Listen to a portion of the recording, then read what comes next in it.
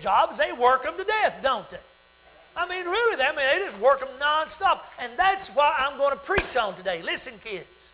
God commanded that the Sabbath be a day of rest. Now, I want to point out first of you, the word Sabbath does not mean a number. It literally means a day of rest. And I want to point out to you some of the dangers that I see in society today of a hurry, worried world. It's like the Ten Commandments. When you preach the Ten Commandments and people listen to this, they say, oh, that's just a more bunch of rules God gave you to control your life. Listen, God knows what's best for your life. And I believe that, kids. God knows what's best for your entire life. However, the Pharisees took this law, this one law about the Sabbath, and they added over 1,512 different rules. No wonder they ruled people to death. And yet that's not what God was saying here at all. Listen what the Scripture says again. Let me read it to you again. God made the heavens and the earth in 6 days, and He rested on the seventh day. Which one of you can say you're better equipped than God? Which one of you could say you're more physically fit than God?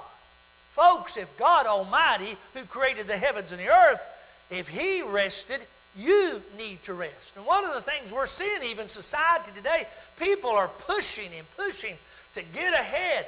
And the first thing they don't even realize, they're not safeguarding their own family. They become so agitant at their own children, their grandchildren, their wives. They start abusing them. Even they don't do it physically, they certainly do it verbally, don't they? Tell the truth. When you've worked maybe 20 or 30 days straight, your body is pretty well wore out. You're exhausted. It's hard to even think. I'm glad to have my boy here with me. My son's with me right there, and good to have Tobias. He flew in this morning. Handsome young man, looks just like his father. We're glad to have him. But bless his heart, he works all the time. I feel sad for him. But I can understand in his situation, he has to. He's a physician, as you know. He has to work a lot. He's doing his residency. But you know, even then, I guarantee you, he gets fatigued.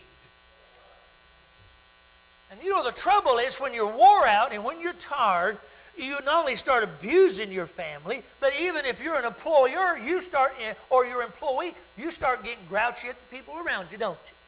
I mean, you really do. You just sort of bite their head and they're like, oh, Lord, don't talk to him. The boss is mad today. What's he mad about? I don't know, but he's come in here and chewed everybody out. You see, God knows what's best for your body. I've got that 2-year-old little granddaughter, and I want to tell you, she's just like all of us. She wants to run and play all the time, and she fights sleep. Did your kids ever do that? She fights going to sleep. You'll say, Emma, it's time to go to bed. And look, she's up and she's running around playing with more dolls. She'll put her doll to bed, but she's not going to go to bed. But you know, I get to watching her. When she gets real tired, she'll start rubbing her ears, and she'll play with her ears, and she'll rub her eyes. And I'll say, Emma, it's time to go to bed. And no, I don't. She'll start shaking her head now. She's learned the magic word no. I don't want to go to bed. But if you can get her still for just a moment, what happens? You know that. Because why? Because she is exhausted. Let me tell you why God said this rule. And it wasn't a rule of badness, it's a tenderness, because once again, God knows you're only physically able to do what you can do. I don't care who you are. Listen to me, men. You ain't Superman no more. Look in the mirror. Or put you on television, it'll really show you everything. I'm serious. Those days of working, 12 and 15, 16 hours, you may be able to do it occasionally, but it'll start coming back on you. Your body will absolutely, just completely let you down. You start to abuse your wife, how many times? Or vice versa. The poor old mama, she's a single mom, and she's working 2 or 3 jobs, and she comes in and, man, she just lays out the kids. Why? It's not that she's mad at the children. Listen, she's just wore out. When you get wore out, you start abusing. The second thing that God wanted people to rest on his day, it was a day of remembrance. to remember this day belonged to the Lord. How many remember when I was a kid growing up in the mountains of Tennessee, they used to have what we call the Blue Laws? How many remember the Blue Laws? Anybody here? I think we still have it in Ainer. I'm not sure. Ainer's still so far back out there in the country, I'm not really sure. But, you know, seriously, the Blue Laws was what? Nobody could open up a store. Did you know that, kids? There was not a grocery store open up on Sundays. There was not a department store open on Sundays. The only two places that we know that opened up was a hospital, had to be open, obviously, and the jail. Thought that was always funny, the jail. But anyway, and even a pharmacist, seriously, you couldn't go to a pharmacist store. They'd have to go get him and have him open up in case there was an emergency. Do you know why they made that law? Because they believed in those days God meant what he said. You need time to rest. Companies used to say, man, you got Sundays off. I love Chick-fil-A. I love Chick-fil-A. I love, you know, once again, how many fast food, open 7 days a week. Everybody says you got to make more money. Chick-fil-A, the guy made a fortune. Matter of fact, I saw the interview before he passed away. His name was Dan Cathy. Before he died, they actually interviewed him one day, and they said, do you realize if you opened up on Sunday morning all the thousands and thousands of stores that you own all over America and all over the world, that you can make $20 million more in just 1 year? Dan Cathy said, well, of course, I know that. I'm a businessman. I'm a multimillionaire. I understand that. And that guy said, why then don't you open up your store? You don't have to work it. Let your people do. He said, I promised my mother when I opened the store, me and my brother, and his brother was killed the first year they opened. He got killed in a car wreck in Atlanta, Georgia. First store ever opened, Chick-fil-A, was in Atlanta, Georgia. He said, I promised our mother and I promised my brother that if we couldn't make it on 6 days, we just closed the store. And then he said, I promised God. You know, one of the things I loved about Dan Cathy was it didn't matter where he was on a Saturday. I don't know if you know this about him. It did not matter where he was. He could have been in California. He could have been in Oregon. He could have been in New Mexico. He could have been on halfway across the country. He would get on a plane, fly all night long to go to church in Atlanta, Georgia. He had gone and taught the same Sunday school class for over 40 years. And guess what age he taught? 13-year-olds. Seriously. Here's one of the richest men in the fast food industries, other than Ray Kroc, who owned McDonald's. And he didn't teach adults. He said, no, those 13-year-olds matter. He said, they were more important to me than all the adults in my church. Now listen to me.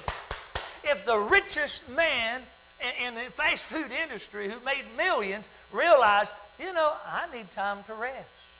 I need time to be with my family. I need time to be with my children and my grandchildren and enjoy them. And not only do I need to physically rest, listen, I need to honor God. Now today, everything's on Sunday. And all the sports is on Sunday, isn't it? And NASCAR's on Sunday. And football's on Sunday. And baseball's on Sunday. And we run the kids everywhere but church. We don't have time to reflect on God. We don't have time to remember it's the Lord's day. According to the Bible, I want to read you another scripture. And this is found in Exodus, the 1st chapter, verse 13. It said, speak to the children of Israel, saying, surely my Sabbath you will keep. For it is a sign between me and you and throughout your generations, that you may know I am Lord who sanctifies this. When's the last time on the Lord's Day you took it for the Lord's Day? When's the last time you reflected on God? You just spent the whole day, not just going to church, but you even come back on Sunday night. You spent the whole day just reading your Bible. Wouldn't that be great, kids? Doesn't that sound fun to you? You know why they're saying no? Because they're trained to say that. I'm not putting them down. Who you think's raising them? We have a 3rd and 4th generation of unchurched people today. And I'm thankful they're here, that they are learning. But let me tell you, And see, this is the problem we're dealing with. Folks, listen, if we don't start training this young generation, there's not going to be a church of the future. You just might as well expect that, because you and I will grow old if Jesus tarries, and you and I will die, and there'll be nobody to fill the pews. You see, we've got to start retraining the way people think. The Lord's Day was His day, kids. It was a day that you honored God in prayer and thanksgiving, and you sit and reflected. When's the last time you went on vacation and even enjoyed it? Tell the truth. Most people go on vacation and they have to come home to rest. Isn't that crazy? Isn't that sort of insane? You know, you go on vacation and you wear yourself out because you're trying to do all the things out there. And Myrtle Beach is famous for that. You run and say, we got to do this, we got to do this, we got to do this. And boy, you know, you're thankful to God when it's over, at least you can lay down and go to sleep. But how much do you enjoy it?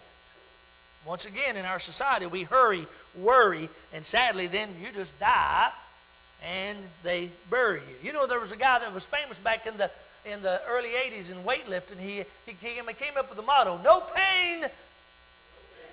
Let me say it again, no pain. No pain. And you know, guess what? He died at 44 years old. He did. He was the Swedish weightlifter. He dropped dead. He abused his body. He never stopped. He lifted 24 hours, 7 days a week.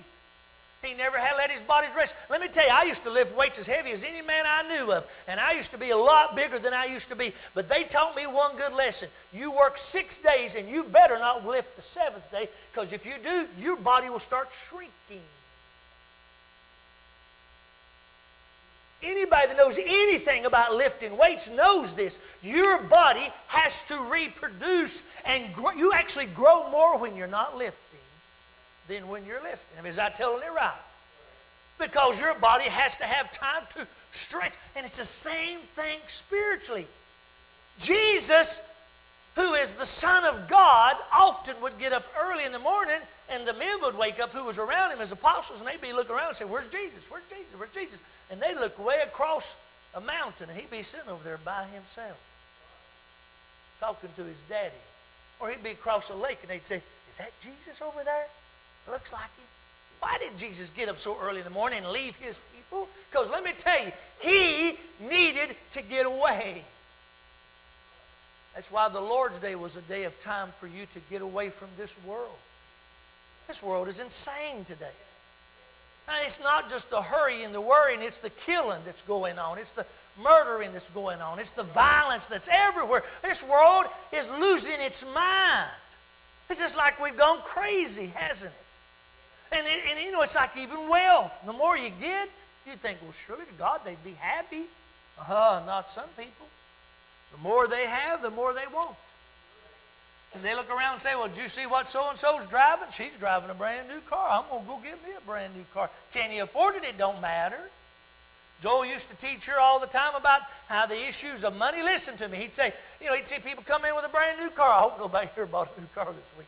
But they'd buy a brand new car, and he'd say, well, how much do you pay for it? Payments are $415 a month, $310.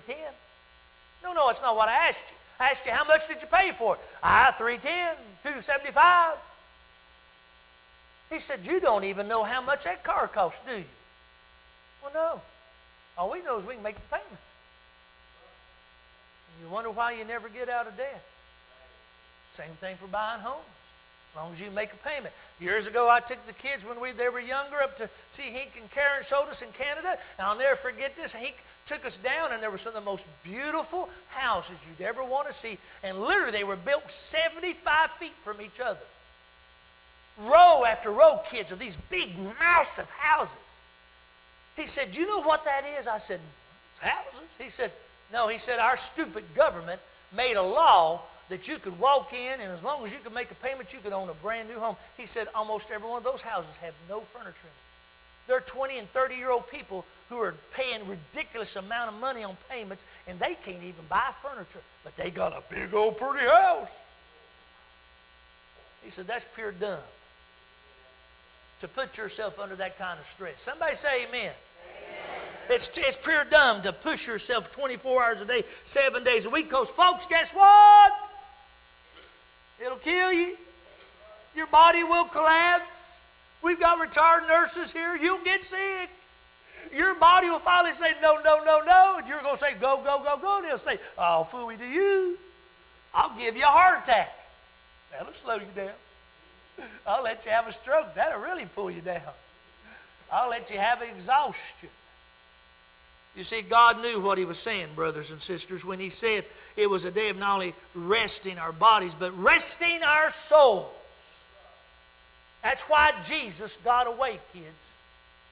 He had to get away. He had to have time with God. When's the last time you spent, again, a whole day or even an hour or two in the morning with God? In the back of our house where our garage is, I built a little addition. Transform the roof on your home, church, or business into this. A 5-rib metal panel roof from Dry Home Roofing, a Christian-owned roofing company specializing in metal roofing and gutters. We install 29 and 26-gauge metal roofing with a 40-year warranty and a 2-year labor warranty. Our patented end cap helps to prevent wind damage and control water flow off the end of the roof. For your free estimate, contact Dry Home Roofing to transform your roof today.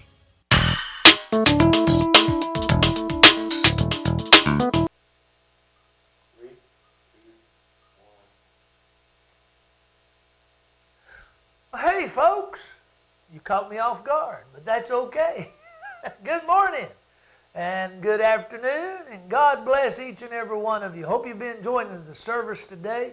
My goodness, I was sitting here just doing some writing and looking at our calendar, and I'm telling you folks, wow, what a weekend we've had with the memorial service, and to honor all our military, and thank God for all the people who work so hard decorating, singing, cooking. We fed hundreds and hundreds of these wonderful vets and their families, and that thrills my heart to hear their stories, and what a blessing.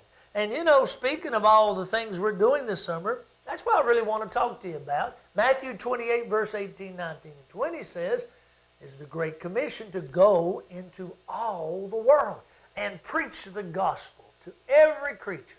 Listen to me. If we've done something through the years at this church that I feel we have excelled in that, and that is to go into all the world. Ever since Brother Joel started the church here with JW in his front living room in the early 80s, all through the years, every outreach we could do was to figure out how can we preach the gospel to people and let them know. And that's why we do the television ministry, the media, Facebook, web pages, you just name it, folks. It's just wonderful, the outreach that God has allowed us to do. And speaking of which, I was just looking at some of the calendars. Well, folks, we're doing so much that we've even tired out poor old Ralphie. He's just laying here wore out because he knows the summer is going to be a wonderful time for our church as we carry the Great Commission. For example, the 4th of this month, we've got Roy's Chili Cook-Off. That's where we try to raise money for Brother Roy. He's the young man that does the encouragement times with us on Mondays and Thursdays when he's able to do it. We're trying to help him get a new wheelchair, one that stands up. And what a blessing that will be. And I hope that you can come out this weekend and be a part of that. Or if it's already passed, you can always send in a donation to help buy this chair, because he needs that to help him even just function every day. And then, of course, I was looking, we do what we have done for years called a VBS on wheels. Vacation Bible School on Wheels. You know, some churches just do once a year of VBS. Now, we do that too. Our big one will be the second week in August. And usually we have hundreds and hundreds each night, most of the nights we do. And that's a wonderful time. But years ago, once again, Brother Joel trained me to take the VBS on Wheels. Every week we will be in a community in Horry County going and taking the gospel to these kids. Folks, we need your help. We need your support. We need you to come out and volunteer, or if you can't do that, maybe to send a few dollars to help buy the Kool-Aid and the crafts, because once again, our goal is to go into all the world. So all summer long, our team, starting this coming week, will be working in a neighborhood near you. Maybe you'll have a home that you'll let us set up in a community that we could reach some children for Jesus Christ. Wouldn't that be wonderful if you saw some young person accept Christ, be baptized, have their sins washed away? What a joy that would be. A star in your crown could be there. So that's coming up. Then I was looking right after that, folks. In July is our summer camps. We do a camp. I started a camp years ago called Camp Joy. That stands for Jesus, others, and you. We do it, thank God, at the Promised Land. They allow us to be there for 3 weeks. The first week is the first week in July. That's the little ones, K through 3rd grade. And folks, we usually have 30, 40, sometimes even 50 kids. We never turn down a child, irregardless of the funds.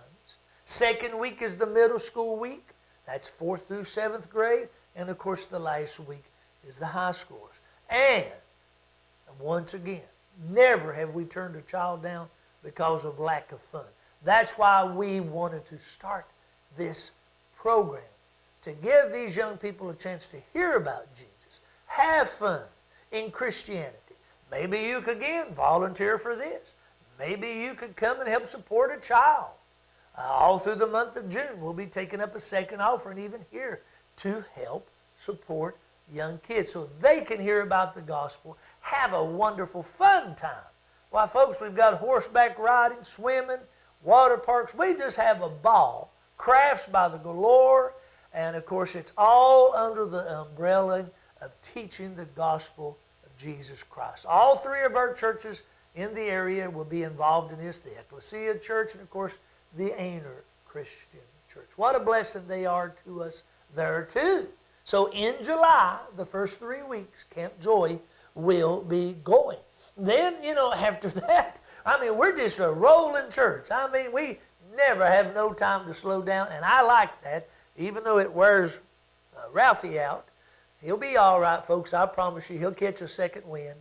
And then we have also our golf tournament that we do every year for the Promised Land in honor of Brother Joel, as well as Brother Charlie Brendel. Colonel Brendel, a U.S. colonel who retired, who was over the Myrtle Beach real estate for years, and their association.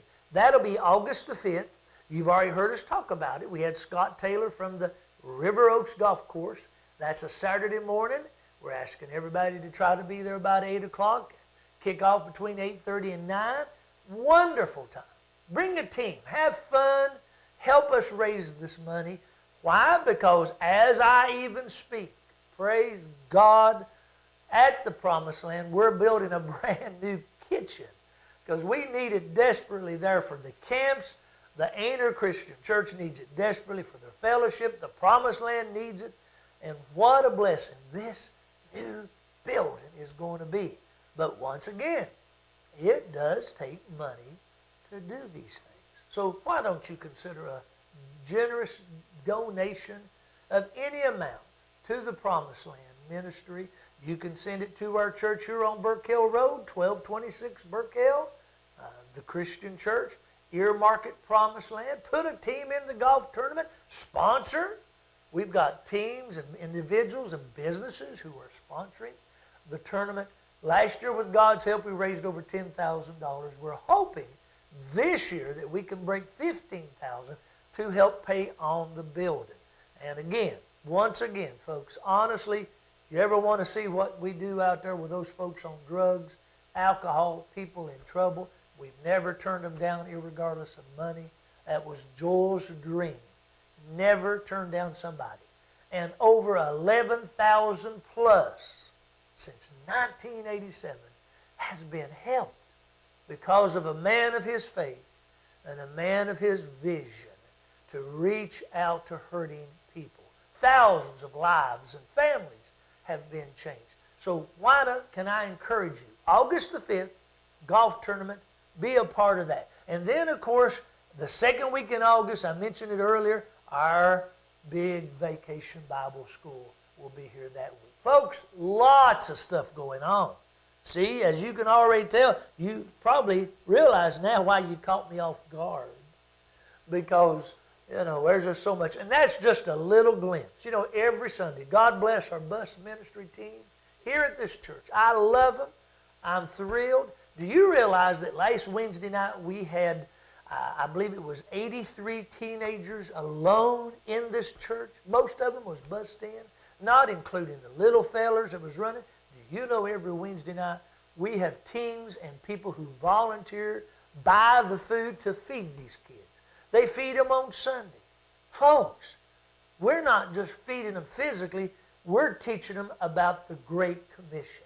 I want to train more young people to study God's Word, to be in God's kingdom, because even as I grow older, somebody's got to replace me, which really won't be too hard, but it will still be a joy to see these young people. You ought to come with us on a Sunday morning and worship with us and see this church full of young people, young adults. Children are being born here at the church. You know, as parents having kids, and it's an exciting time to be a part. And if you're watching us and say, well, you know, I want to be a part of a church that's doing something, not just talking about it, why don't you attend? Our first service is 8:30 Sunday morning. It goes to 9:30. Sunday school for all ages goes at 10. We've got some of the best Sunday school teachers in the world who train and study God's Word from adults all the way down to the little ones. We have nurseries for all the times the services are going. Our second service is 11. And once again, we still do a 7 o'clock evening service. Wonderful times. Brother Mac comes in from Ecclesia after he preaches there all day and preaches for us and brings the band, and they have a wonderful time. Oh, folks, Wednesday, we have 2 services on Wednesday. We do a 12 o'clock noon, a lunch and learn, which means we'll feed you. Won't cost you a dime. And then we'll feed your soul. And then Wednesday night again, a meal is provided for everybody at 6 o'clock. And then come in and be with us in the service. We are studying on Wednesday at Lunch and Learn at 12 noon, the book of Hebrews, chapter by chapter, verse by verse. And on Wednesday night, we are going through the book of Acts. So, it's your summer. It's your choice. I'm going to choose to do more for the Lord. And we didn't even talk about September. Oh, what exciting things are happening. We're going back to Puerto Rico the first week in September. Maybe you'd want to go with us.